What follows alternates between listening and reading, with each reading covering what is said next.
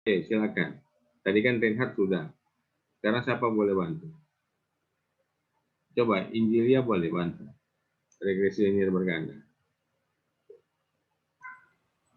Kalau regresi linear berganda mer itu rupa kalau misalnya di PX itu ada banyak kan. Agak kuat, agak keras bisa.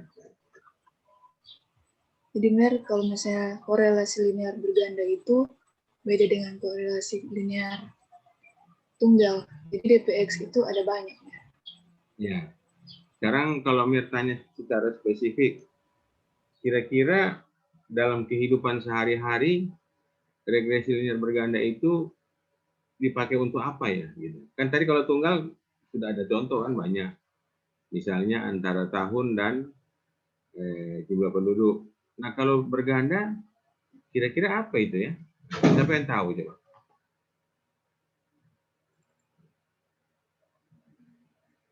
Ayo, ini dia tahu. Kalau nggak tahu, bilang enggak. Yang teman-teman lain mungkin boleh bantu. Enggak mer. Belum tahu. Ya. Yang lain tahu, Reinhard? Nah, sekarang kita coba pikirkan ya, kita coba pikirkan. Apa kejadian di dunia ini yang membutuhkan banyak faktor perubahan yang mempengaruhi satu, tetapi gini, contoh Y. Y itu dipengaruhi ada banyak perubahan. Ada S1, S2, S3, S4, S5 dan seterusnya. Kira-kira apa itu ya? Kira-kira apa itu? Ada yang pernah bayangan? Coba berpikirlah. Kira-kira apa yang mempengaruhi itu sehingga dipengaruhi oleh banyak X? Contoh ya, kalau misalkan tadi kita sudah sebut tahun dan jumlah penduduk. Masa jumlah penduduk dipengaruhi juga oleh yang lain selain tahun gitu? Bisa dihitung dari yang lain. Nah, kira-kira ada enggak? Gitu?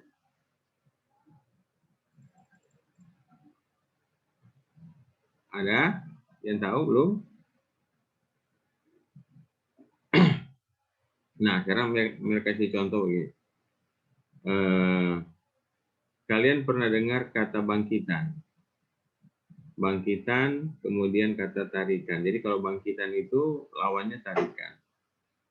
Pernah dengar? Bangkitan, kemudian tarikan. Pernah dengar belum? Jadi kalau bangkitan itu adalah jumlah orang yang berpergian dari suatu tempat. Kalau tarikan, jumlah orang yang datang ke suatu tempat. Nah, contohnya apa coba? Kalau orang berpergian atau orang datang itu gimana contohnya?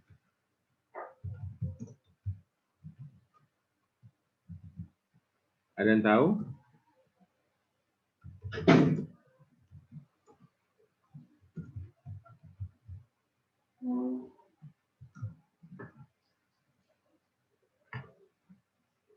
Berpergian dan orang yang datang. Jadi misalkan kita ambil contoh Kota Manado.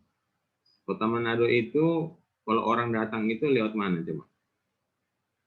Lewat berbagai moda kan? Ada moda darat, moda laut, moda udara. Kalau moda udara dia lewat Bandar Udara Samratulangi. Itulah yang disebut dengan tarikan, orang yang datang. Kemudian lewat juga moda udara, Samratulangi, bandara, itu ada juga yang pergi. Itu namanya bangkitan. Bangkitan tarikan adalah proses pergerakan orang dari suatu tempat ke tempat lain. Tapi kalau bangkitan itu berpergian, kalau tarikan itu yang datangan. Nah sekarang pertanyaan lagi, kira-kira orang-orang itu untuk berpergian atau disebut ke skala yang lebih kecil, rumah. Kalian punya rumah juga itu disebut sebagai suatu lokasi atau suatu zona. Zona terkecil adalah rumah. Kalian berpergian dari suatu rumah kalian ke tempat lain. Itu namanya bangkitan. Kalau kalian pulang ke rumah, itu namanya tarikan. Nah, pertanyaan Melihat sekarang begini. Misalnya bangkitan itu kita anggap sebagai Y. Ya, kita anggap sebagai Y. Sekarang yang menjadi X itu apa kira-kira? Yang penyebab bangkitan itu terjadi. Kalau Rehat, boleh bantu? Penyebab dari bangkitan atau tarikan orang berpergian itu apa coba? Ada yang tahu?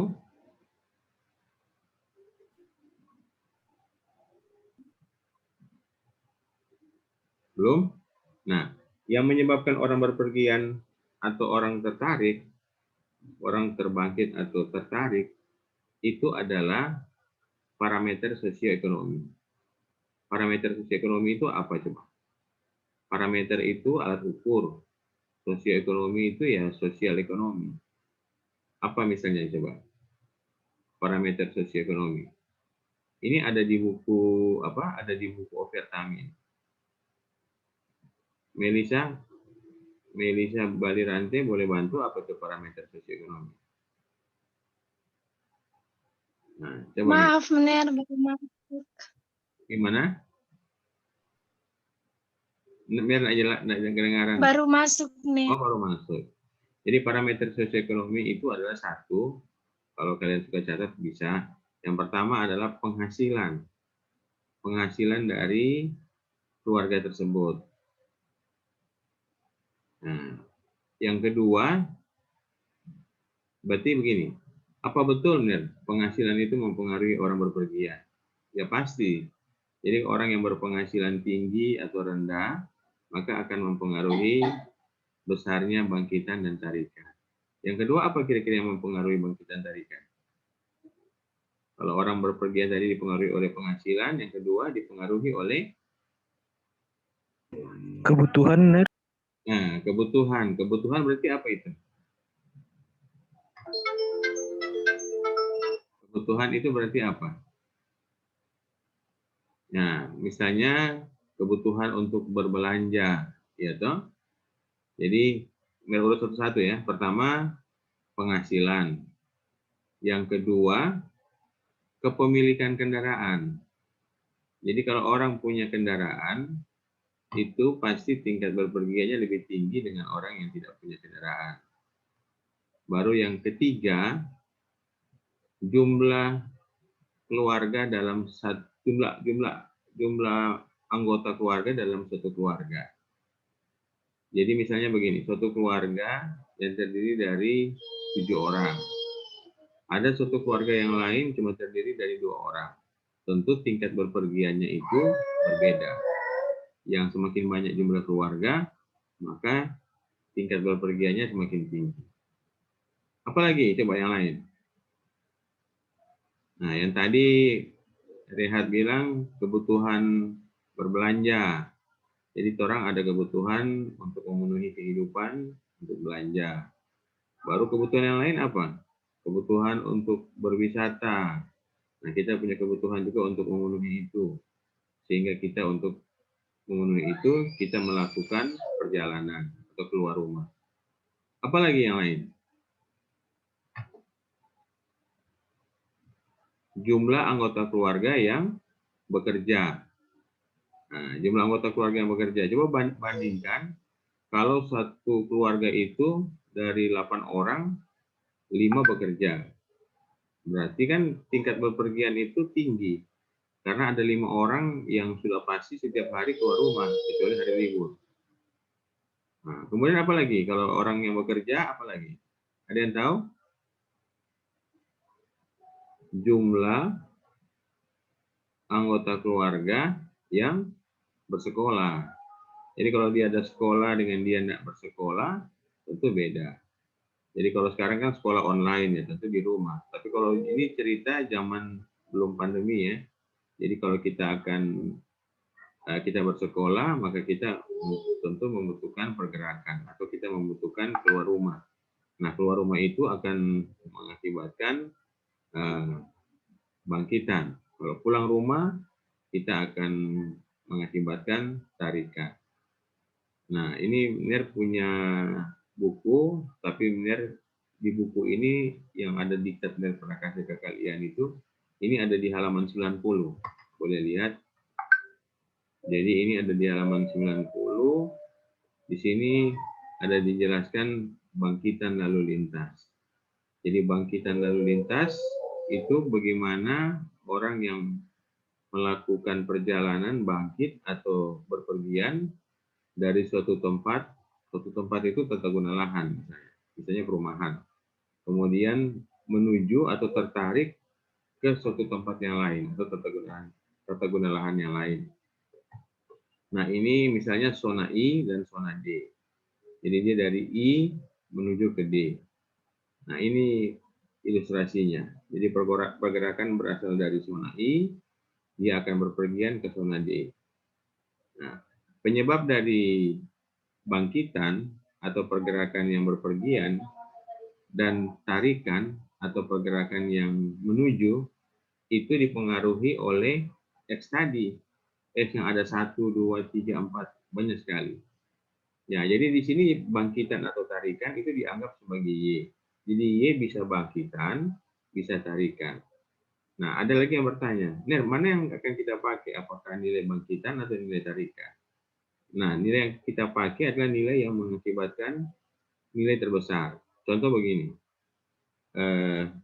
kota I misalnya, zona I, ini yang terbangkit Y-nya misalkan dapat 1.000 orang per hari.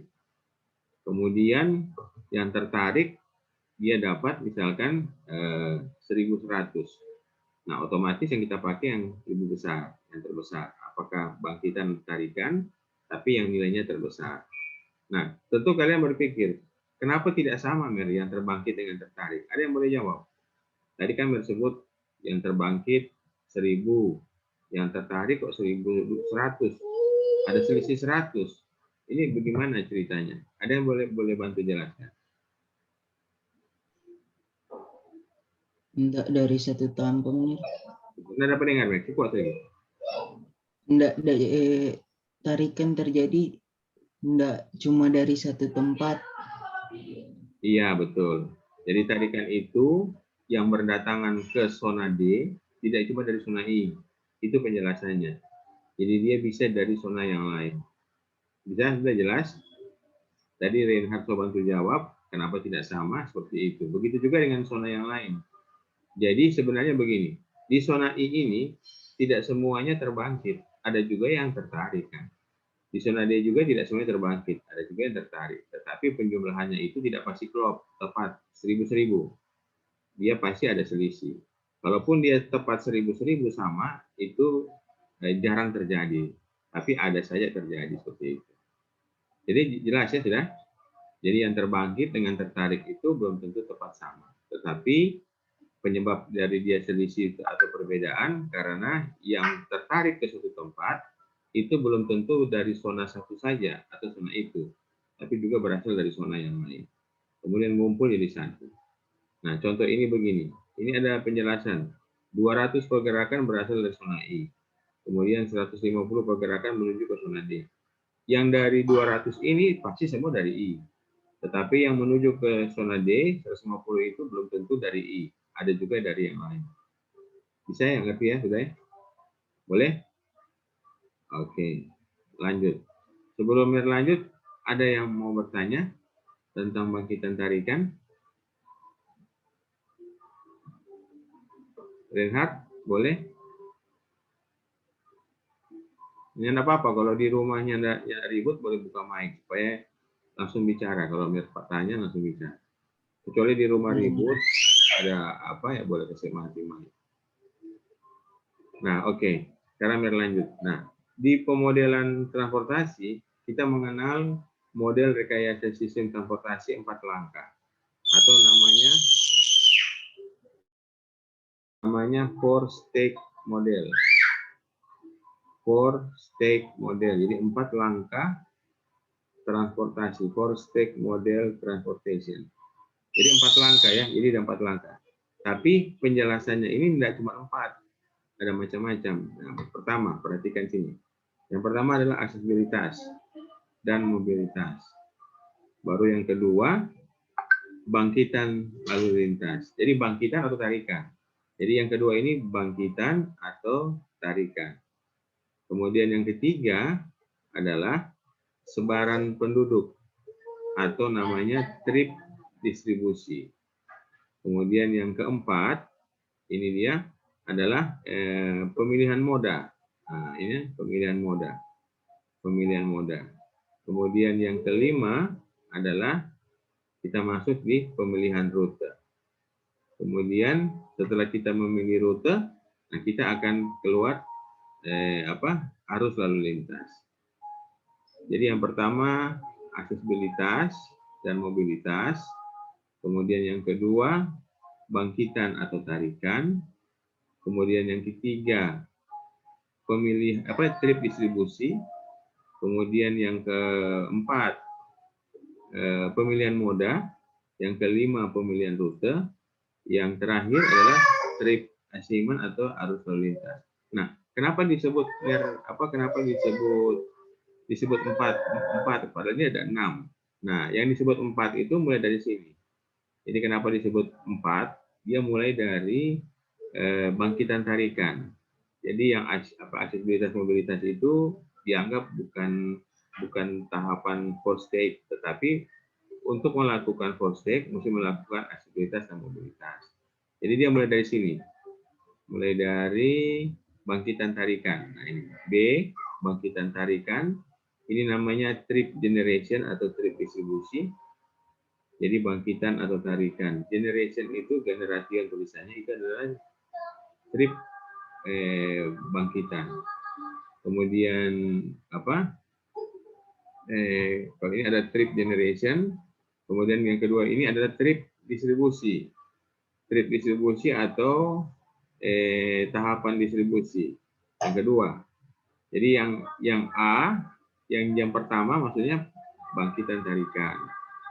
Kemudian yang kedua sebaran penduduk atau sebaran perjalanan. Kemudian yang berikut pemilihan moda yang ketiga. Yang keempat, nah ini trip assignment, ini yang pemilihan rute. Pemilihan rute. Jadi makanya namanya four stage model. Nah, sekarang kita akan membahas ini kalau dibuat dalam tabel seperti ini. Makanya kita sekarang akan membahas bagaimana yang disebut dengan bangkitan atau tarikan pergerakan. Jadi bangkitan atau tarikan pergerakan itu dihitung bagaimana? Nah, itu seperti itu. Nah, kita akan menghitung bangkitan atau tarikan pergerakan dengan menggunakan model persamaan regresi linier berganda. Jadi ini simpan dulu ya, ini sebenarnya nanti dipelajari kan di halaman 96 di pertemuan keberapa. Tetapi karena kita sudah akan bahas bangkitan dan tarikan, jadi biar segera sampaikan di depan bahwa ada 4 tahap pemodelan. Jadi yang pertama itu adalah bangkitan tarikan, kemudian trip distribusi, kemudian modal split atau pemilihan moda, kemudian pemilihan rute. Jadi nomor 2, 3, 4, 5 ini yang dimaksud 1, 2, 3, 4. Sedangkan yang pertama ini dan yang terakhir itu adalah yang pertama harus dilakukan kalau kita mau melakukan bangkitan. Kemudian yang terakhir akan didapat setelah kita melakukan pemilihan rute.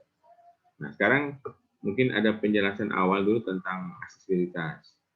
Aksesibilitas itu adalah kemudahan menuju suatu tempat. Jadi aksesibilitas, pengertian di bidang transportasi artinya kemudahan menuju suatu tempat. Nah, aksesibilitas suatu tempat itu dikatakan mudah, itu tergantung dari 3 faktor. Aksesibilitas suatu tempat menjadi mudah tergantung 3 faktor. Nah, siapa yang di sini so lama di Manado? Artinya menguasai Manado. Semua pernah tahu kan Manado ke tempat di bagaimana? Semua tahu? Siapa pernah pergi di Molas? Coba buka mic, nggak apa-apa. Ini terang mau bicara tentang aksesibilitas. Siapa yang pernah ke Molas?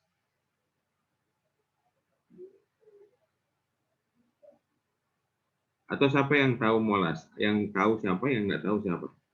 Boleh angkat tangan begini ya, supaya merah beliau. Yang tahu Molas. Molas itu ada di Manado di mana? Ada yang tahu?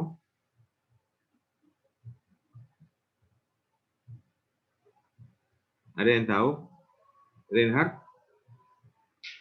Ada yang tahu kan? Gimana ya? Atau ini ya? Tahu nama Mir, Marning tahu di Pitambang. Ya, Miroba. Kampung Siak aja nah coba. Siapa pernah ke Kampung Siak lewat Jalan Siak ke sana? Kan kalau orang dari Malayang mau ke Jalan Siak itu naik gunung ke atas. Siapa yang pernah pergi atau pernah tahu? Kampung Siak di Minahasa dia, bukan Manado, tetapi dekat Manado. Ada yang tahu? Coba, Reinhard tahu enggak Reinhard? Enggak Mir. Ya? Yang tahu Enggak lagi? Mir.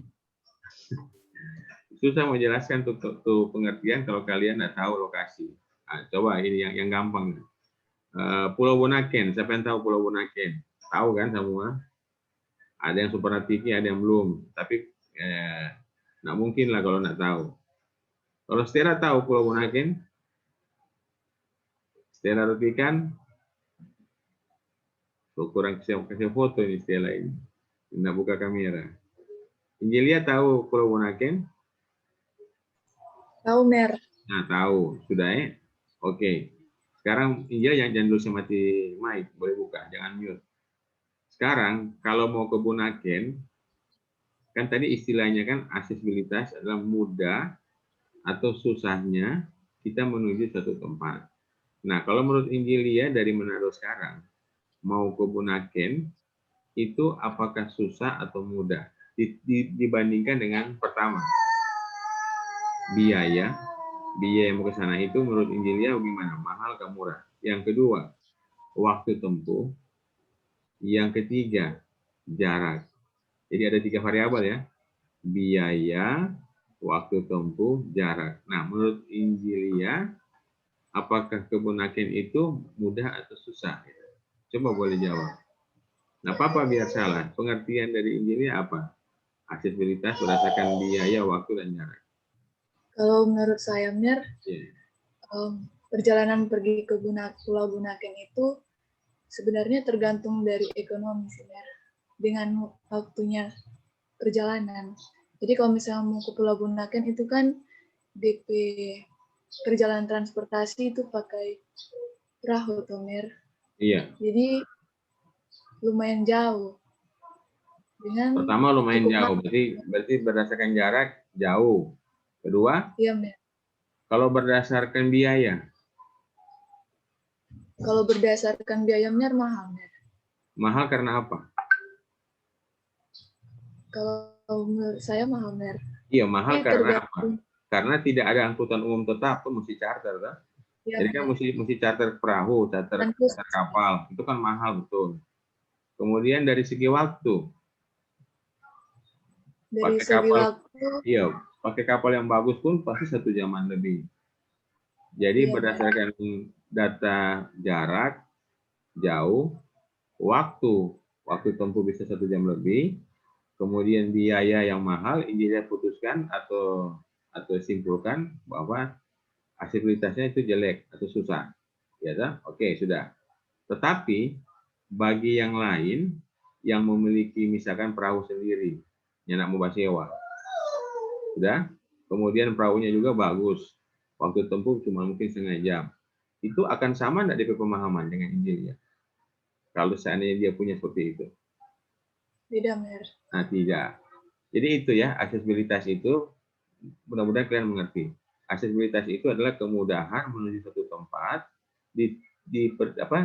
diperhitungkan atau dipengaruhi oleh waktu tempuh, kemudian biaya, kemudian jarak. Nah, sekarang kalau Mir ambil jalan darat, contohnya begini. Ada suatu tempat, misalnya yang tadi Mir sebut Kampung Siak tadi ya. Itu mau menuju ke sana tidak ada angkutan umum. Nah, ada angkutan umum, yang ada mikrolet. Kalian mesti pakai taksi, pakai Grab, pakai Gokar, semuanya itu mahal. Tapi kalau dia ada angkutan umum, kan kalian tahu kalau angkutan umum itu murah. Cuma berapa rupiah, berapa ribu aja naik sampai di sana sudah. Tapi karena tidak ada trayek angkutan umum, sehingga dia jadi mahal. Nah, bagi seseorang, kalau ditanya apakah ke Siak itu aksesibilitasnya mudah atau susah, tentu dia akan bilang susah. Karena dia tidak bisa membayar untuk itu. Untuk menggunakan Grab atau taksi atau charter. Apalagi jalan kaki jauh. Waktu tempuh ya apalagi lama sudah. Sudah ngerti ya? Nah, itu kalau dari sisi tidak ketersediaan trayek. Sekarang, kalau dari sisi jalan rusak. Nah, misalnya menuju ke sana, itu jalannya rusak. Gitu. Berlubang, bahkan ada yang berlumpur. Sehingga kendaraan itu tidak bisa sepenuhnya gampang melewati. Nah, di sisi itu juga kita bisa bandingkan kondisi jalan dengan nilai aksesibilitas. Begitu kita lihat jalannya jelek, kita langsung anggap oh aksesibilitas ke lokasi tersebut kurang bagus. Karena apa? Karena kualitas jalannya kurang bagus. Bisa ya, boleh mengerti ya? Nah, atau kita punya pilihan begini. Ada dua tempat yang akan kita pergi. Misalkan orang mau berwisata ke tempat A, ke tempat B. Ke tempat A ini cuma 10 km. Kondisinya mulus, bagus jalannya. Ke tempat B lokasinya 20 km. Kemudian wisata yang ditawarkan pun sama. Nah, kalian tentu akan pilih yang mana? Yang pendek kan, yang jarak dekat kan? Nah, seperti itu. Jadi aksesibilitas itu tergantung dari jarak, waktu, dan biaya. Ada yang mau bertanya tentang aksesibilitas? Nah, ada? Oke. Kalau nggak ada, kita akan lanjut. Nah, NIR punya apa materi. NIR punya materi tentang pemodelan. Jadi pada saat itu kita akan memodelkan suatu kota. Jadi kita akan memodelkan suatu kota. Nah, kita akan memodelkan bisa suatu kota, bisa suatu kawasan, bisa suatu provinsi. Nah, kalau suatu kota berarti yang menjadi apa? Yang menjadi daerah kajian adalah yang menjadi daerah kajian berarti provinsi tersebut. Nah, ini NIR mau buka file tentang pemodelan suatu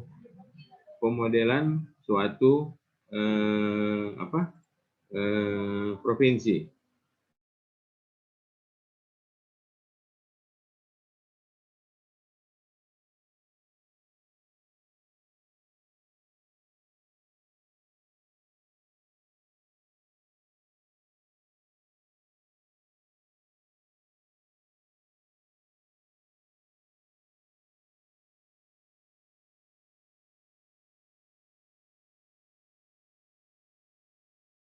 Boleh dapat lihat ini DP file NIR share ini? Boleh, Mir. Ya, ini adalah pemodelan transportasi 4 tahap untuk contoh kasus provinsi. Kemudian ini contohnya adalah provinsi di Sumatera, yaitu Provinsi Riau. Ini waktu tahun 2001, 2002, tentu Provinsi Riau sudah berbeda dengan sekarang. Banyak pemekaran kan sekarang di sana. Termasuk Sulawesi Utara juga ada pemekaran. Nah, di sini yang akan kita kaji adalah provinsi. Nah, kalau modelnya adalah provinsi, daerah kajiannya adalah provinsi, maka zonanya adalah kabupaten. Nah, ini mesti kasih lihat ke kalian juga gambar. Nah, ini gambar peta kan, ini namanya model peta dua dimensi. Tapi yang bagus, saya kasih lihat dulu gambar yang ini. Gambar yang berbentuk apa? Penjelasan tematis. Nah, bahan ajar ini ada penjelasan tematis tentang model peta atau model 2 dimensi. Nah, ini.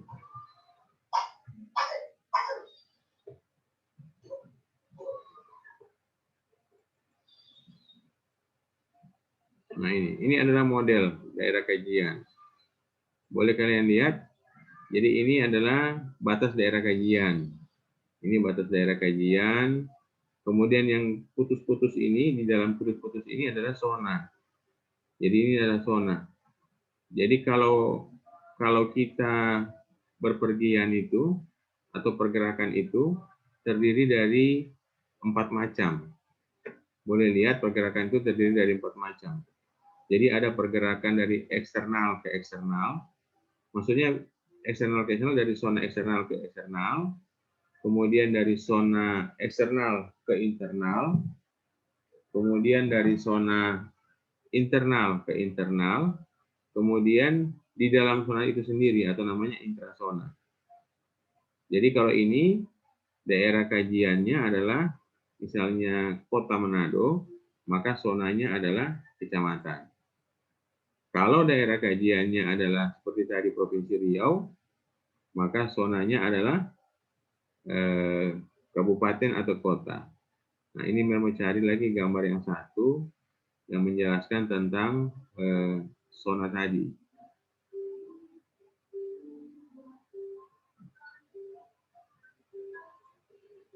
Nah, ini boleh lihat, ini di gambar. Ini ada yang warna hitam tebal ini. Yang warna hitam tebal ini adalah batas kajian. Kemudian yang garis putus-putus di dalam ini batas zona. Kemudian yang bulat-bulat ini adalah simpul. Yang segitiga ini namanya pusat zona. Jadi ingatnya kalau ini zona, ini pusat zona. Sekarang kalau saya kasih contoh, misalkan zonanya adalah kecamatan.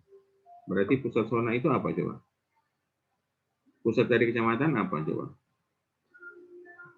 Franco Mongkau boleh bantu?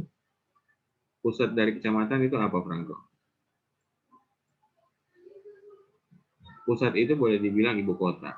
Apa kira-kira ibu kota kecamatan apa? Kan orang cuma tahu ibu kota provinsi Utara Manado. Ibu kota dari kecamatan ada enggak ya? Reinhard boleh bantu? Kalau ibu kota kecamatan apa coba? Ibu kota kecamatan. Ibu kota kecamatan itu di mana pusat kegiatan banyak terjadi. Contoh ya, kalau di Kecamatan Malalayang, DP ibu kota itu ya tentu ada di Pasar Baru situ. Karena di situ merupakan pusat kegiatan perekonomian, banyak pertokoan, banyak aktivitas komersil di situ. Kemudian kalau Kecamatan Mapangat di mana DP ibu kota? Tentu di aktivitas perekonomian. Kalau tidak ada aktivitas perekonomian, kita bisa anggap pusat pemerintahan atau kantor camat itu sebagai pusat kecamatan. Itu yang dimaksud. Nah, kalau misalnya contoh Kota Manado, ini daerah kajiannya adalah Provinsi Sulawesi Utara. Berarti zonanya adalah Kota Manado, Kabupaten Minahasa, kemudian Kabupaten Minut. Nah, sekarang zona Kabupaten Minahasa. Ini zona Kabupaten Minahasa yang besar ini contoh aja. Yang nomor 4. Nomor 4 itu adalah apa berarti? Pusat dari Kabupaten Minahasa apa? Reinhard tahu? Enggak, Mir. Ya, tentu pusatnya adalah kawasan perkotaan Tondano. Kawasan perkotaan Tondano. Jadi kita mulai jangan kita sebut kota Tondano ya. Karena kalau kita sebut kota Tondano, nanti jadi sama dengan kota Manado. Karena kota Manado itu satu daerah tingkat 2. Nah, disebut kota Manado. Tapi kalau kota Tondano itu bukan kota, itu kawasan perkotaan. Kawasan perkotaan Tondano. Jadi daerah tingkat 2-nya adalah Kabupaten Minahasa. Sama dengan Minahasa Selatan. Oh, di kota Amurang. Amurang belum menjadi kabupaten sendiri, belum menjadi kota sendiri. Dia adalah kawasan perkotaan Amurang. Itu pusat zonanya. Nah, sekarang lanjut. Yang garis hitam ini adalah jalan. Ini jalan. Nah, ini jalan. Kenapa ada jalan kok ada simpulnya? Nah, di antara jalan itu ada simpul. Jadi yang disebut dengan simpul itu pertama, persimpangan Apakah simpang 3, 3 lengan, simpang 4, 5, dan seterusnya. Kemudian akhir dari jalan, ujung. Ujung dari jalan itu disebut sebagai persimpangan atau disebut sebagai simpul. Nah, perhatikan, ini juga ada bulatan. Berarti ini simpul lah ini. Iya, betul. Gateway itu pintu masuk. Gate kan pintu, way jalan. Pintu masuk. Itu adalah simpul. Simpul memasuki Kota Manado. Nah, kalau melihat tanya, simpul Kota Manado yang sebagai gateway di mana saja? Kalau ini kan di contoh ini DP gateway cuma satu. Ini kan cuma ilustrasi ya. Ilustrasi gateway ada satu di satu daerah kajian atau satu kota atau satu provinsi. Tapi kalau di kenyataan sehari-hari kan cuma satu. Contoh, misalkan daerah kajian Manado. Manado itu ada berapa pintu masuk untuk menuju ke Manado? Nah, sekarang kita tinjau dulu lewat darat. Kalau lewat darat, bisa lewat Kalasei, ada pintu masuk dari sana, ya kan, ada batas kota, itu adalah gateway. Kemudian bisa lewat Winangun atau Pineleng, dari Minahasa Pineleng lewat Citralen, itu ada pintu masuk, gateway. Atau bisa lewat Jalan Kembes. Jadi dari Kembes mau ke Ring Road, itu disebut juga sebagai gateway. Nah, yang lain mana? Nah, kalau selain moda darat, ada moda laut. Moda laut berarti lewat pelabuhan sebagai gateway. Juga ada moda udara, bandar udara sebagai gateway. Jadi sudah jelas ya. Ini pusat zona yang segitiga, ini gateway, ini simpul, ini batas daerah kajian, ini adalah batas zona, kemudian ini adalah penghubung zona. Nah, ini ada namanya centroid connector, penghubung zona. Ini adalah yang menghubungkan dari ibu kota kecamatan ke simpul terdekat. Contoh kalau misalnya kita anggap Kecamatan Malalayang, contohnya misalnya ibu kotanya ada di kantor camat situ, contoh aja ya. Nah, dari kantor camat menuju ke simpul terdekat, itulah centroid connector atau jalan yang menghubungkan dari jalan besar, lorong tadi, lorong yang menuju kantor camat di Malayang, itu disebut centroid connector. Nah, ini pemodelan yang dimaksud, pemodelan 2 dimensi menggunakan peta. Nah, sekarang kalau ini tadi contoh masih berupa apa? Masih berupa peta yang grafis, sekarang contoh yang berupa peta yang betul. Nah, ini adalah siapa yang bisa baca peta? Ini peta daerah mana coba? Ini ada tulis di nama. Kabupaten Bola Amongondo Utara. Ini posisi apa ada di sini? Dia bagian dari Provinsi Sulawesi Utara yang berada di bagian sini, bagian utara. Nah, ini ada beberapa kecamatan. Kecamatan kalau merek perbesar, bisa kalian baca. Jadi yang pertama, kalau merek sebut dari bagian kiri. Nah, ini ada kecamatan Pinogaluman. Ini bagian kiri ini. Kemudian ada kecamatan Kaidipang. Ini ada kecamatan Bolangitang Barat, Bolangitang Timur. Jadi yang menjadi zona itu kecamatan. Kemudian yang menjadi daerah kajian, kabupaten. Kalau seperti ini. Nah, kalau kita gambarkan ini, mana yang disebut dengan jaringan jalan? Nah, jaringan jalan apa ini yang warna merah-merah ini? Ini merah-merah ini. Nah, memang kondisi saat ini, keterhubungan antar kecamatan, kebanyakan jaringan jalannya hanya ada di utara. Ini kondisi existing ya. Seperti inilah keadaan Kabupaten Bola Amongondo Utara, di mana jaringan jalan daratnya hanya berada di bagian utara. Di bagian tengah ini ada tapi jarang. Di bagian selatan ini apalagi masih daerah hutan, jadi belum ada jalan yang menghubungkan. Jadi ini adalah bagian contoh pemodelan untuk peta 2 dimensi. Ini Kabupaten Bola Amongondo Utara. Nah, kemudian ini contoh setelah kita lakukan survei. Jadi kalau kita lakukan survei, ini adalah nama-nama kota. Perhatikan, ini adalah nama-nama kota. Ini adalah berbentuk garis keinginan. Nah, ini nama-nama kota, perhatikan. Ini nama-nama kota ada garis-garisnya. Ini garis-garis pergerakan orang. Jadi kalau semakin tebal garis, itu berarti semakin tinggi orang yang terbangkit atau tertarik. Nah, gitu. Ini kan ada garis kan keluar. Kalau dia keluar berarti namanya bangkitan. Kalau dia panahnya masuk berarti tarikan. Nah, ini disebut sebagai garis keinginan atau desired line. Keinginan apa? Keinginan pergerakan. Nah, sebelum menjadi garis keinginan, kita harus petakan dulu seperti di atas, berbentuk zona-zona. Nah, setiap titik ini adalah kota, tentu ini jadi zona. Jadi kalau ini misalkan suatu provinsi di suatu negara kan, ini kota-kotanya. Nah, kota-kotanya jadi zona. Daerah kawasan ini lebih besar dari zona, lebih besar dari kota-kota tersebut, itu adalah daerah kajian. Lanjut lagi, ini juga sama. Ini kenapa cuma satu titik? Nah, ini ada banyak titik keluaran. Nah, ini kalau cuma satu seperti ini, berarti survei cuma dilakukan di satu tempat. Tempat yang mana? Ya jelas sekali yang bisa kelihatan. Daerah ini yang contohnya ini kan kawasan di Inggris, United Kingdom, ini daerah Birmingham Center, itu dilakukan survei. Diketahui berapa yang terbangkit, berapa yang tertarik. Cuma di situ saja. Ya oke. Cuma itu yang tergambar. Yang lain nggak ada. Ini ada garis halus. Perhatikan ya. Dari Birmingham, dia ada garis halus menuju ke contoh ini Nuneaton. Di sini cuma ada satu garis. Berarti yang menuju ke titik ini ada, tapi pergerakannya kecil. Dan dari Nuneaton keluar tidak ada, karena tidak disurvei begitu.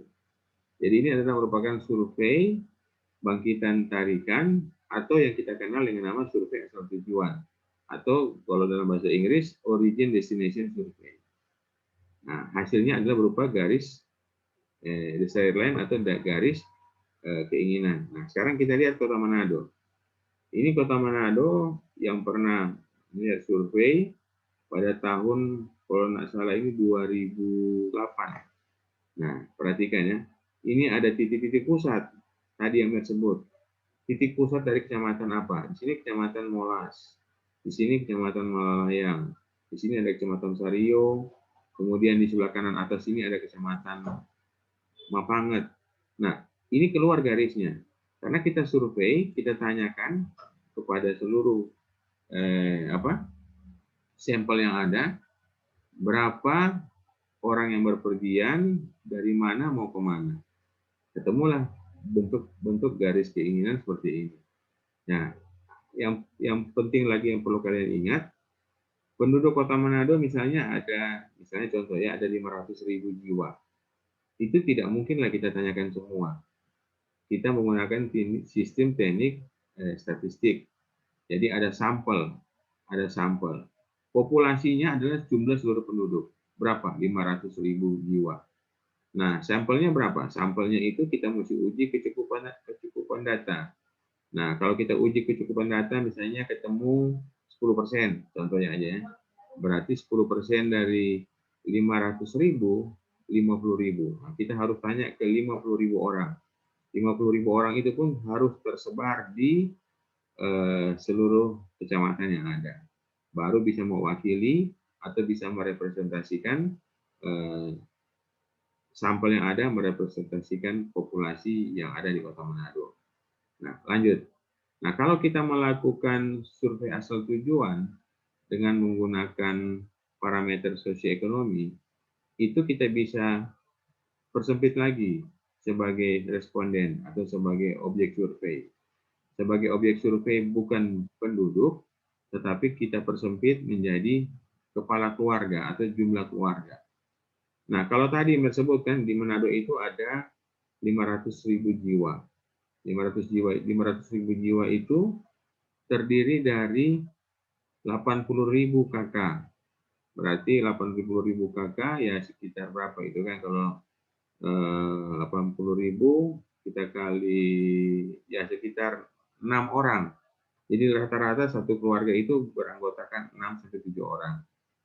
Nah, dari kita akan survei 80.000 KK, tapi 80.000 KK itu tidak semua. Kita ambil sampel lagi, misalkan 10% kecukupan datanya. Berarti kalau 80.000, 8.000 KK. Nah, 8.000 KK itu tersebar juga. Nah, kemudian lanjut, ini contoh model grafis pergerakan Kota Manado. Nah, kalau ini di Kalimantan. Jadi ini adalah contoh pergerakan atau survei asal tujuan di daerah Kalimantan Utara. Nah, sekarang waktu itu masih namanya Kalimantan Timur. Sekarang Kalimantan Timur pecah menjadi Kalimantan Utara dan Kalimantan Timur. Khususnya di Kabupaten Malinau. Ini ada di sini Kabupaten Malinau. Jadi ini ada banyak contoh-contoh ya, contoh-contoh garis keinginan atau survei asal tujuan yang pernah dilakukan. Nah, kalau yang ini adalah garis keinginan yang ada di Provinsi Gorontalo. Jadi Provinsi Gorontalo juga kita sudah pernah survei. Nah, sekarang Mer akan matikan ini, Mer coba buka yang Riau punya. Nah, ini. Nah, ini adalah Riau, pemodelan Riau. Boleh perhatikan sini. Pertama, apabila kita akan melakukan survei asal tujuan, tentukan daerah kajian itu adalah daerah kajian apa. Nah, ini contoh di soal ini adalah daerah kajian Provinsi Riau. Berarti kalau Provinsi Riau, zonanya apa? Coba. Tadi saya sebut tuh, kalau provinsi yang jadi kajian, maka zonanya adalah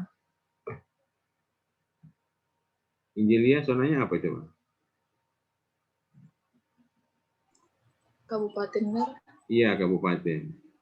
Kalau Kota Manado yang menjadi zona misalnya apa? Kalau kajian Kota Manado.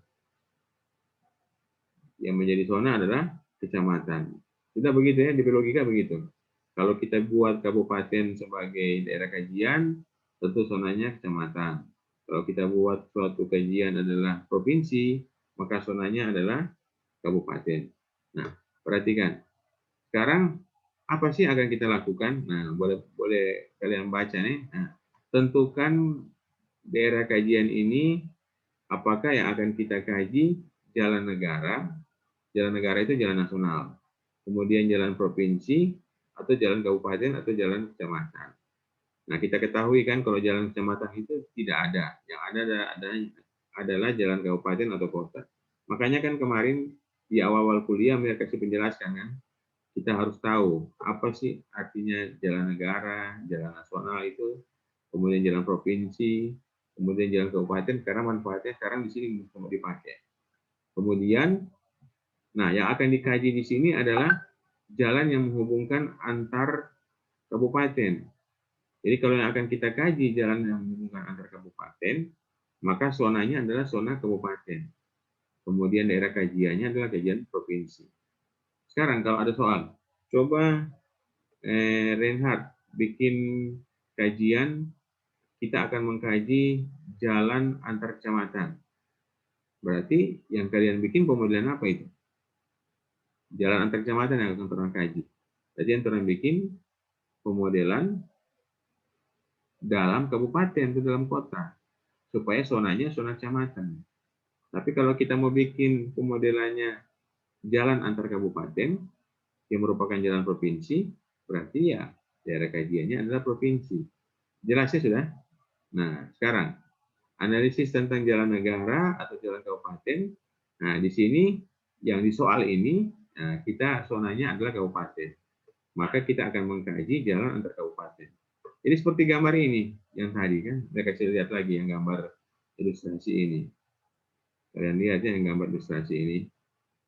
Ini kan ada gambar ilustrasi tentang ini. Jadi zonanya ini adalah ini. Kalau kita zonanya adalah kecamatan, maka yang akan kita kaji jalan antar kecamatan.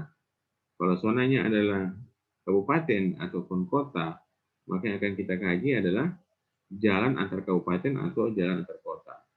Nah, sekarang yang kita kaji adalah jalan antar kabupaten, maka zonanya adalah kabupaten. Nah, lanjut terus.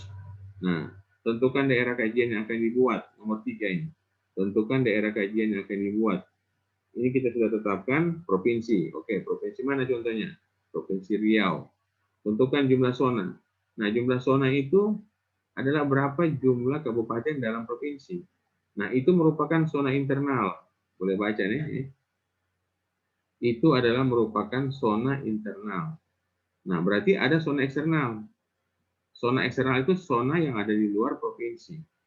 Yang ada di luar provinsi apa? Ya, pokoknya semua di luar. Nanti dijelaskan. Yang merupakan internal mana, eksternal mana. Kalau internal pasti dalam provinsi, eksternal di luar provinsi. Buat model grafis, menggambarkan wilayah pusat zona seperti tadi yang ada di contoh. Buat model grafis menggambarkan wilayah zona, pusat zona, batas zona, centroid connector, dan cordon line. Kemudian lanjut lagi, yang nomor 6, ambil wilayah satu zona berupa wilayah administrasi. Misalnya untuk analisis jalan kabupaten kota, maka ambil zona berupa kecamatan agar dapat memudahkan dalam pengumpulan data. Jadi kalau orang pakai provinsi, berarti jalan kabupaten kota. Kalau kita mau mengambil jalan kecamatan atau jalan antar kecamatan, berarti zonanya kecamatan, maka daerah kajiannya adalah kabupaten, bukan provinsi. Kemudian perhatikan dengan sesama, apakah zona yang ditetapkan telah merepresentasikan satu jenis kegiatan saja. Nah ini, satu kabupaten tidak mungkin kan cuma satu kegiatan. Misalnya cuma sebagai kabupaten A ini pemukiman penduduk, nggak mungkin. Pasti di kabupaten tersebut terdiri dari beraneka ragam tata guna lahan. Ada perumahan, ada sekolah, ada industri, ada komersil. Jadi pasti peruntukan lahannya berbeda-beda. Nah, kemudian walaupun demikian tetap kita jadikan dia sebagai satu zona karena kita akan mengkaji jalan antar kabupaten. Nah, nomor 8. Setelah model grafis dibuat, nah model grafis itu mana? Yang ini tadi. Nah, ini. Setelah model grafis ini dibuat, kemudian kita lakukan identifikasi jalan. Nah, sekarang tadi kan Mir janji dong, ini mana Mir yang merupakan zona internal? Nah, ini. Yang merupakan zona internal, mana tadi itu peta? Ke bawah lagi. Nah, ini. Perhatikan. Yang merupakan zona internal, ini yang ini. 1, 2, 3, 4, 5. Ini Indragiri-nya. Supaya kalian tahu dulu. Provinsi Riau pada waktu itu, tahun 2002, itu terdiri dari 5 kabupaten kota. Namanya Kabupaten Indragiri Hulu, Indragiri Hilir, Kabupaten Kampar, Kabupaten Pekanbaru, Kabupaten Bengkalis, Dumai, Bengkalis ke Dumai. Kemudian yang menjadi zona eksternal, ini di luar Riau. Ada Sumatera Utara, Aceh, gabung ya. Sumatera Utara dan Aceh dianggap satu zona eksternal. Sumatera Barat, Jawa, NTT, eksternal 2. Jambi, Sumatera Selatan, eksternal 3. Kalimantan Selatan, Sulawesi, kemudian ada Maluku, eksternal 4. Kemudian Kepulauan Riau, Batam, Pangkal Pinang, eksternal 5. Jadi dengan anggapan semua daerah yang di luar Provinsi Riau sudah tercover di eksternal 1 sampai eksternal 5. Nah, sekarang kita perhatikan. Ini yang daerah Jawa, Sumatera Barat, Jawa, NTT. Ini yang di eksternalnya. Kemudian ini keterhubungannya. Nah, otomatis keterhubungan centroid connector ini kan dia lewat laut. Berarti dia dihubungkan oleh kapal feri, dihubungkan oleh kapal laut atau pesawat udara. Karena yang akan kita lakukan adalah pemodelan bangkitan tarikan satu provinsi. Kemudian dengan internalnya adalah kabupaten kota dalam provinsi tersebut dan eksternalnya adalah kabupaten kota di luar provinsi tersebut. Sudah bisa mengerti? Sekarang lanjut. Nah, sekarang setelah kita tahu itu, nah kita buat model grafis, kemudian kita inventarisir semua jalan yang ada. Jadi jaringan jalan yang ada kita inventarisir. Contoh begini. Nah, antara Bengkalis atau Dumai ke Kampar ini Kampar, ini Bengkalis. Itu lewat jalan apa aja? Jalannya ada berapa banyak? Nah, di jalan yang menghubungkan itu kan pasti banyak sekali. Ada jalan ada jalan provinsi yang menghubungkan antar kabupaten, ada juga jalan nasional. Nah, kalau kita mau kaji semuanya, tentu kita harus gambar. Kita harus gambar jaringannya. Nah, ini perhatikan ya, di sini yang tergambar kan tidak terlalu banyak. Jaringan jalannya sepertinya cuma sedikit, karena yang dikaji cuma jalan nasional. Jadi di sini yang dikaji cuma jalan nasional yang menghubungkan antar kabupaten. Tetapi kalau mau betul, jangan cuma jalan nasional, ada juga jalan provinsi yang menghubungkan antar kabupaten. Nah, lanjut ya. Tadi sudah. identifikasi semua jaringan jalan, kemudian lakukan survei lalu lintas. Nah, ini ada tulis pendataan lalu lintas atau survei lalu lintas atau traffic count untuk masa sekarang. Jadi kita survei masa sekarang sehingga diketahui pergerakan kendaraan dari mana mau kemana. Jadi sehingga kita ketahui pergerakan dari kendaraan dari mana mau kemana. Kemudian C, kita mesti cari tahu juga data PDRB, produk domestik regional bruto, di setiap kabupaten yang ada. Kabupaten itu sebagai apa? Sebagai zona. Kemudian kita mengetahui juga data jumlah penduduk di setiap kabupaten yang ada. Nah, di sini penting juga. Kenapa zona itu mesti mengikuti batas administrasi? Coba, siapa yang boleh bantu jawab? Kenapa zona itu mesti mengikuti batas administrasi? Kan tadi Mir bilang, kalau zonanya kecamatan, apakah zonanya kabupaten, kenapa mesti mengikut begitu? Kenapa tidak bikin zona baru? Misalnya zona kecamatan Malalayang setengah, dengan setengahnya lagi ke zona kecamatan Sario. Begitu. Nah, kalau kita bikin seperti itu, kita akan kesulitan dalam penentuan jumlah penduduk. Jelas ya, karena ada parameter lain yang akan kita pakai penduduk. Tapi kalau kita bilang Malalayang ini satu zona, oke. Berarti penduduknya pasti ada tersedia. Tapi kalau kita bilang Malalayang ini setengah, kemudian setengahnya ambil dari zona Sario, nah itu agak susah zona dekatnya. Nah itu agak susah karena jumlah penduduk keduanya kita tidak tahu mau belah bagaimana. Apakah tepat 1/2 atau 0,4 dan 0,6, nah itu tidak tahu. Tapi kalau kita bikin jadi satu zona 100%, nah kita gampang untuk menentukan. Kemudian diketahui juga data produksi pertanian, diketahui data sosioekonomi, nah ini data sosioekonomi. Kemudian setelah selesai data sosioekonomi, kita mulai petakan, nah seperti ini. Nah perhatikan sini, coba lihat, ini kita punya tabel. Ini tabel ini adalah tabel hasil survei. Tabel hasil survei namanya survei RSI. Jadi RSI, roadside interview. Jadi roadside interview itu adalah wawancara tepi jalan. Kita tanyakan dari mana mau kemana.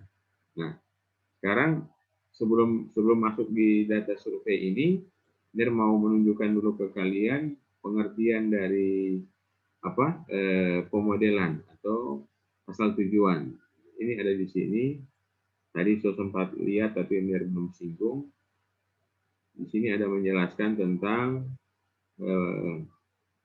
materi asal tujuan. Itu kalian bilang, siapa ini Mir perubahan lompat-lompat? Karena ada tuh penjelasan yang ada di belakang, tapi harus dijelaskan di depan juga. Jadi artinya Mir tarik ke depan.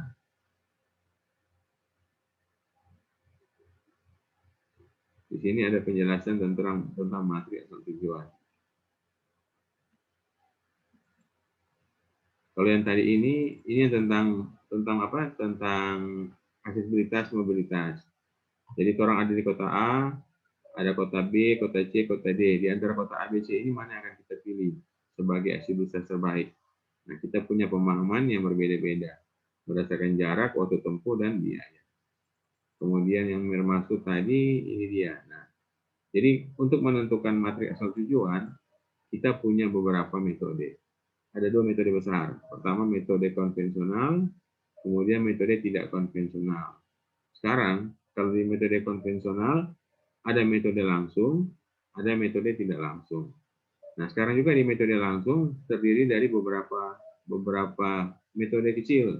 Yang pertama adalah wawancara tepi jalan. Tadi Amir bilang roadside interview survey. Kemudian yang kedua, wawancara rumah tangga. Nah, ini yang kita tanyakan setiap kepala rumah tangga yang ada di suatu kota. Kemudian yang ketiga, metode menggunakan bendera. Kemudian yang keempat, menggunakan foto udara. Yang kelima, menggunakan metode mengikuti mobil.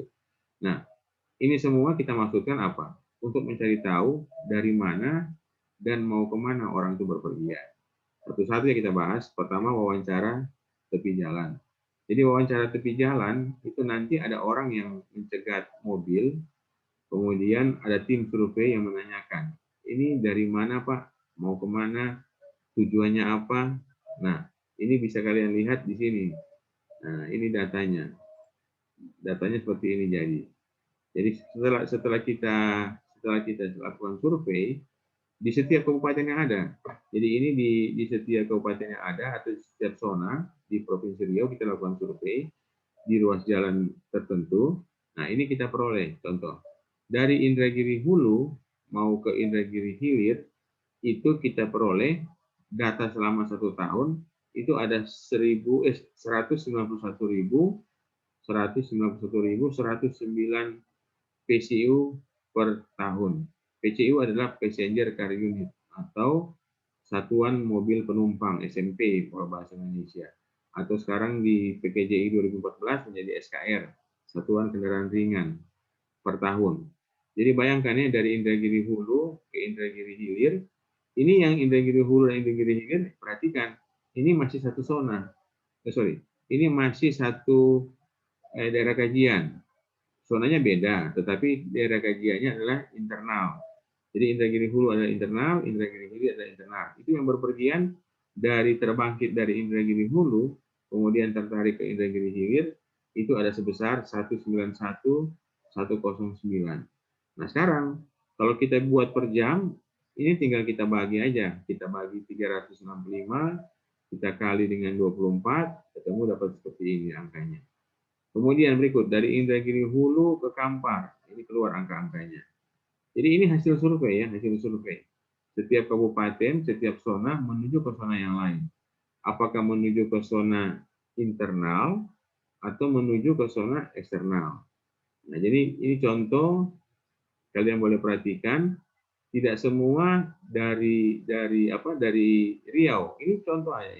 Ada dari Aceh menuju Pekanbaru. Aceh menuju Pekanbaru secara 1 tahun datanya ada 1.649 SMP per tahun. Nah, per jamnya ini ya tidak sampai 1, dibagi dapat 0,188. Tetapi ada nilainya. Jadi jangan sampai dibuat kosong. Nah, seperti itu. Nah, kemudian kita sekarang akan menentukan berapa besar pergerakan ini dalam bentuk tabel seperti ini menjadi tabel matriks. Nah, sekarang kita mesti kumpulkan, coba perhatikan sini. Dari Pekanbaru ke Kampar, ini ada 17.060. Kemudian dari Pekanbaru ke Bengkalis ada 265.724. Nah, ini dari sekian banyak angka-angka ini kita perhatikan satu-satu. Kemudian kita buat menjadi seperti ini. Nah, ke bawah, terus dia jadi materi asal tujuan. Jadi tabel yang begitu ramai begini banyak, nah ini dibuat jadi seperti ini. Dibuat jadi apa ya? Jadi lebih simpel, ringkas seperti ini. Nah, caranya bagaimana dibuat kok bisa seperti ini? Ada yang boleh bantu mir? Ini bagaimana kok bisa jadi begini? Nah, sekarang tadi kan zona 1 itu kan pakai nomor. Nah, ini zona 1 adalah Indragiri Hulu. Zona 2 Indragiri Hilir. Nah, dari Indragiri Hulu ke Indragiri Hilir ini yang tadi. Yang tadi di angka di atas taruh sini. Kemudian dari Indragiri Hulu menuju nomor 3 Kampar, taruh di sini. Tapi ingat, tidak hanya satu baris, bisa jadi dia ada beberapa baris yang dijumlahkan. Jadi kalau kalian nanti perhatikan contoh ya, dari 4, zona 4 menuju ke zona eksternal 1. Jadi zona 4 itu apa? Pekanbaru menuju ke eksternal 1, Sumut atau Aceh. Itu tidak cuma satu baris di atas, bisa jadi ada beberapa baris. Makanya mesti diperhatikan satu-satu, kemudian dicek apakah sudah tercover semua. Nah, karena nanti kita akan bisa buktikan jumlah pergerakan ini, total mesti ketemu. Jadi secara baris dan secara kolom itu mesti ketemu. Jadi semua yang tertarik ke suatu ini, kemudian semua yang terbangkit, semua zona ya, tidak lagi cuma di zona itu secara mesti sama. Tetapi kalau secara satu zona kan boleh tidak sama. Tapi kalau secara total pergerakan mesti ketemu. Nah, kalau yang data di atas ini adalah data selama setahun. Ini kan data 191.109 ini kita belum bagi 365 bahagi 24. Nah, ini sekarang kita bahagi menjadi per jam. Ini 365 hari bagi 24 jam. Ini jadi seperti ini. 21,8. Jadi yang menuju dari zona 1 Indragiri Hulu ke Indragiri Hilir per jamnya itu sebesar 22 kendaraan per jam. Itu jadinya seperti ini bentuk tabelnya.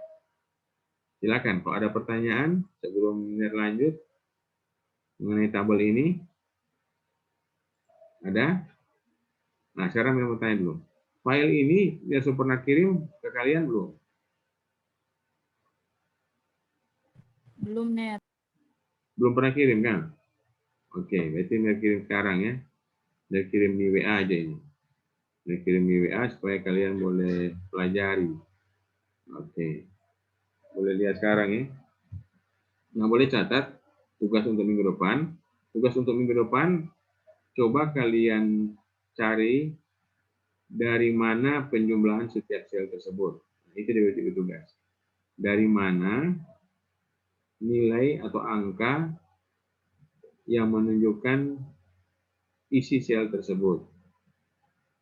Ini mau share dulu tuh tadi tuh buku tadi.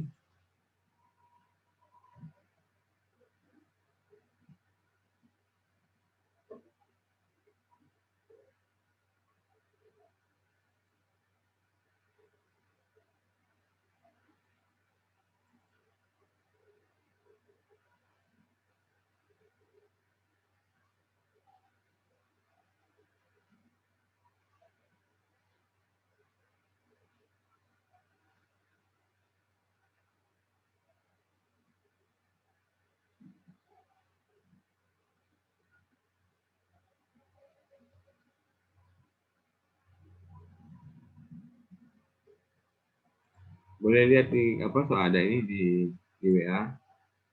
Kirim lagi yang tadi file file yang bahan ajar.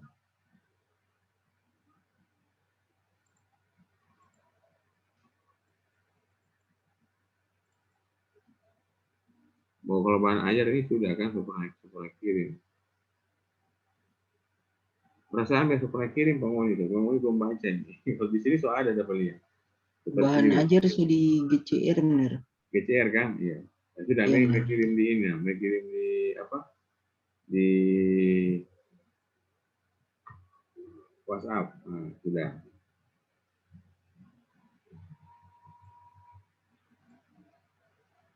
Satu lagi mereka kirim buku Overtamin. Buku Overtamin sebenarnya sudah pernah kirim juga sih. Tapi apa-apa kirim ulang.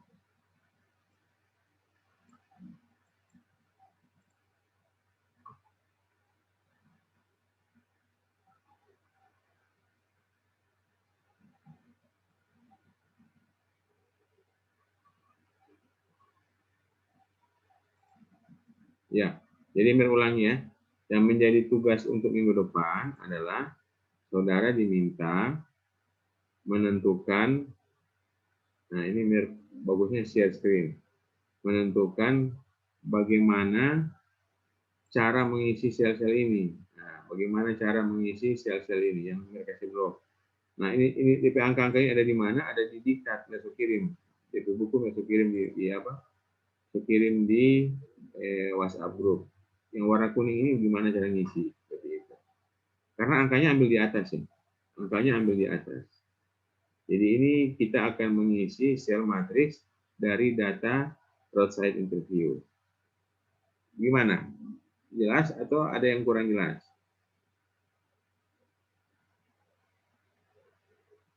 Ada yang boleh jelaskan Pak Mir? Kira-kira cara jawabnya bagaimana itu?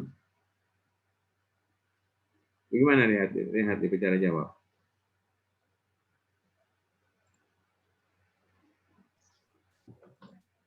Di cara jawab kalian buat Excel. Jadi ini kalian ini kan pakai Word. Kalau kalian pakai Word kan gampang. Ini tinggal copy paste, pindah di Excel, kemudian pasang rumus. Jadi pertama copy paste dulu, ini dia. Semuanya copy paste, pindah di Excel. Setelah itu buat di rumus. Misalkan contoh, ini sama dengan dari mana DP sumber sel. Ini dari mana DP sumber sel. Sudah? Itu DP maksud. Jadi supaya kalian tahu bagaimana cara mengisi sel matriks dari data roadside interview. Sudah? Ada pertanyaan tentang tugas ini? Tugas keberapa kayak ini? Lihat, masih ingat? 5 bener. 5, ya betul. Jadi kalian silakan mengisi tugas kelima dengan yang tadi Mir sudah jelaskan cara pengisiannya. Nanti Mir bikin di tempat kumpul tugas di GCR. Tugas kelima. Ada pertanyaan lagi? Mir mau bertanya boleh Mir? Boleh, silakan. Ini Mir tunggu-tunggu. Materi minggu lalu Mir. Kenapa materi minggu lalu? Itu DP mau hitung perkiraan tahun itu bagaimana Mir? Perkiraan tahun. Perkiraan jumlah penduduk di tahun yang akan datang. Oke, boleh. Sekarang ini saya jelaskan. Jadi sebelum orang akhiri Zoom, ini Mir mau buka file dulu. Buka file contoh yang minggu lalu punya. Jadi minggu lalu Mir kasih contoh perhitungan jumlah penduduk. Nah, itu saya boleh jumlah penduduk, boleh jumlah kendaraan, boleh apa saja yang kita prediksi untuk menghitung di masa akan datang. Nah, yang jadi pertanyaan, setelah kita buat modelnya, nah ini bagaimana caranya untuk menentukan penduduk di masa akan datang. Ini Mir buka ke file, mudah-mudahan di soal sama.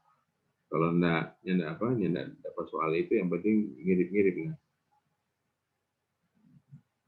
Ini sebentar kita buka ke file. Jadi di tahun akan datang itu kita tinggal isi tahun akan datang itu tahun berapa. Misalkan tahun 2021 itu sebagai X. Kita masukkan X di rumusnya.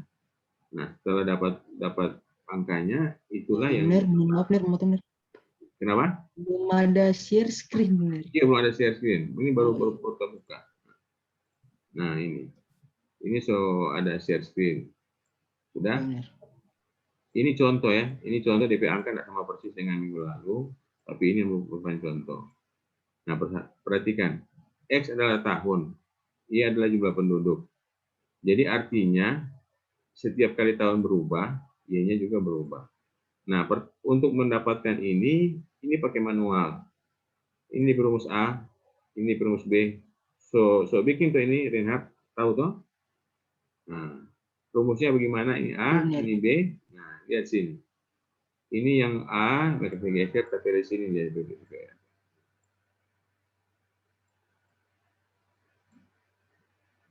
Nah, ini perhatikan.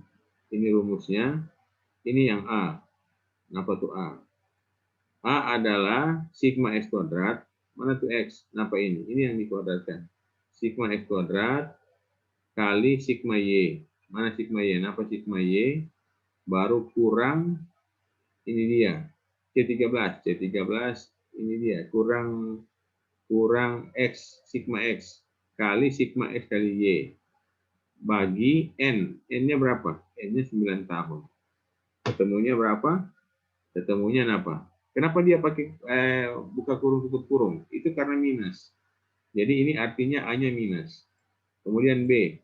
B-nya berapa? B-nya 48.000. Nah, sekarang 48.000 ini kita jadikan persamaan. Nah, persamaannya apa? Y sama dengan ini tambah 48.000 kali X. Ini DPX TPL ya. Sudah kan? Nah, sekarang ini data yang kita pakai bikin model adalah data dari tahun 2010 sampai data tahun 2018. Ini yang kita pakai bikin model. Nah, adalah data dari tahun 2010 sampai tahun 2018. Sekarang, berapakah data jumlah penduduk di tahun 2010 atau 19 juga bisa hitung. 19, 10, 11. Nah, ini DP cara. Ini DP cara, persamaan ini orang pakai untuk menghitung data di tahun yang akan datang. Ini kan A. Jadi ini tambah 48.000 kali X. X-nya apa? X-nya tahun ini 2010. Nah, seperti ini. Dapat. Sudah? Jadi ini DP rumus, perhatikan ini kalau Mer taruh di sini, dia juga akan menghitung ini dari 2011. Tapi persamaannya masih sama. Masih Y sama dengan 48.000 kali X kurang 96,18 sekian-sekian. Begitu terus. Nah, begitu terus. Sampai di tahun berapa? Sorry. Yang ini bukan menghitung tahun akan datang. Ini mau mengecek ini apa? Mau mengecek ini hasil. Nah, ini kan berapa ini? 2739 kan? Ini 300.000. Ini 29744. Nggak sama tuh, Reinhard, perhatikan. Nggak sama tuh. Kenapa nggak sama? Karena R-nya apa? R-nya tidak sama dengan 1. Ini cuma 0,99. Kalau dia jadi sama dengan 1, maka itu DP perhitungan mesti tepat. Jadi 2010 ini kalau pakai rumus mesti sama. Boleh? Nah, sekarang setelah dapat 2018 selesai, kita hitung di 2019 tahun depan. Nah, ini DP rumus. DP rumus masih sama toh? Pakai ini apa ini? Nggak berubah. Bisa lihat sampai 2031 telah boleh hitung. Gimana? Jelas atau ada yang masih kurang jelas? Jelas, Ner. Jadi kalau misalkan orang apa DP hasil begitu, memang so begitu, tapi Ner nggak perlu misalkan mau kayak pakai pembulatan dan sebagainya. Nggak usah. Pembulatan jangan usah. Jangan dilakukan. Karena begini. Karena orang mencari tahu DP ketepatan. Nah, contohnya Mer mau rubah ini. Mer mau ganti ini rumus. Apa ini model supaya dia jadi tepat 1. Supaya DPR jadi 1. Ini yang ini. Ini kan DPR berapa tuh? DPR mereka kasih warna kuning ini 0,995 kan. Mau ganti, coba mau ganti. Ini misalkan contoh ya. Nah, ini segini. Nah, ini contoh. Misalnya ini gini. Ini kali 1000 misalnya contoh. Salah. Salah ketik. Nah, di sini dia. Ini kali 100 misalnya. Contoh aja ini. Contoh. Nah, sekarang DP persamaan jadi begini. Kenapa? DP persamaan jadi begini. Jadi DPA 0. Kan tadi Mer kali 100 ini, kan? Mer kali 100. Jadi tahun kali 100 itu jumlah penduduk. Misalkan contoh. Sekarang ini 0. Ini mengakibatkan DPR jadi 1. Sudah? R jadi 1. Sekarang DP hitungan tepat sama persis. Coba perhatikan ini. Yang warna kuning dengan yang warna merah muda ini sama semua. Coba perhatikan. Yang ada DP koma-koma beda. Karena apa? Karena R-nya sama dengan 1. Bisa? Itulah yang Mer sebut. Kalau DPR sama dengan 1, berarti itu rumus itu sempurna. Karena R-nya tepat sama dengan 1. Model yang kita hasilkan tepat memperhitungkan, memprediksi berapa jumlah penduduk di saat itu dengan di tahun akan datang. Yang ada beda sudah. Tapi kejadian begini perlu kalian ketahui, itu jarang terjadi, mungkin juga nggak ada. Yang ada adalah R mendekati 1, seperti tadi baru-baru 0,999. Sehingga pada saat dia memprediksi, coba sehingga pada saat dia memprediksi, dia tidak tepat sama dengan, ini kan harusnya berapa? Ini kan harusnya 300.000 tadi. Nah, harusnya kan 300.000, tapi di sini jadi berapa? Bukan 300.000, dia jadi cuma 29744. Ada selisih. Selisihnya berapa? Nah, ini selisih. Nah, ada selisih itu 2.556. Kenapa ada selisih? Karena dia tidak R-nya sama dengan 1, R-nya 0,99. Jadi kalau nanti kalian bikin persamaan, ada tugas bikin persamaan 5 persamaan, eksponensial, logaritmik, parabola, baru apa lagi? Regresi linear, moving average. Mana yang akan kalian pilih? Tentu kalian akan memilih di antara 5 persamaan tersebut yang memiliki ini terbesar. R terbesar berapa? R terbesar cuma 1. Misalkan logaritmik 0,68. Kemudian eksponensial 0,999 gitu. Yang lain 0,98, 0,8, ya sudah, yang eksponensial yang terpilih. Berarti dia persamaan yang merepresentasikan keadaan asli, keadaan bentuk lapangan. Gimana, sudah boleh? Sudah benar, boleh benar. Oke, boleh. Ya, sekarang kalau mau suka, for kalian belajar, biar kirim ini apa ini file ini biar save as ya, biar save as, biar kirim ke Pangoni bisa pelajari. Biar apa sih artinya yang apa tadi? Yang satu jumlah penduduk dengan R sama dengan 1 dan kurang dari 1. Nah, dengan R sama dengan 1 dan kurang dari 1. Nah, ini benar apa? Copy dulu begini. Mana tadi dia?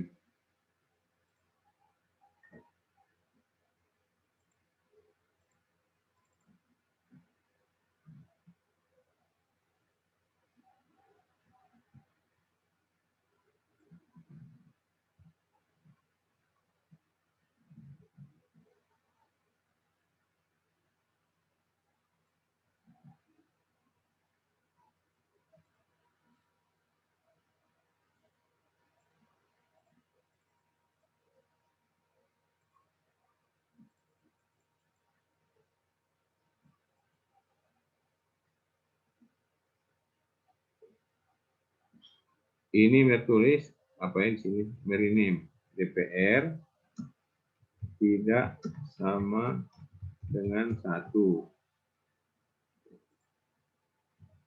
Nah, yang di sini R sama dengan 1. Bikin baru nggak apa-apa.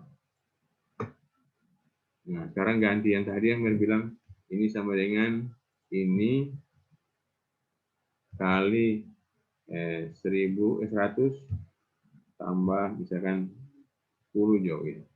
Tambah 100 tidak apa-apa. Nah, begini. Ini DP persamaan apa? Ini persamaan ini yang sama dengan 1, yang 1 tidak sama dengan 1. Nah, ini supaya mau tidak bingung ini biar hapus. Delete worksheet. Ini juga delete worksheet.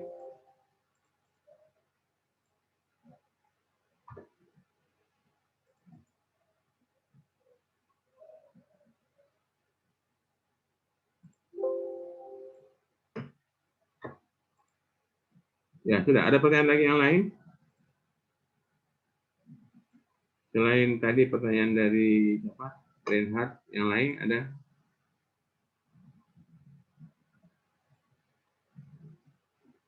Nggak ada? Ya, kalau nggak ada, makasih sudah join kuliah sampai sini. Kita ketemu lagi minggu depan. Jangan lupa tuh PR ya. Jadi kerjakan PR untuk minggu depan. Jadi hari ini sudah ada di GCR, DP tempat kumpul tugas. Oke, selamat pagi. Terima kasih semuanya.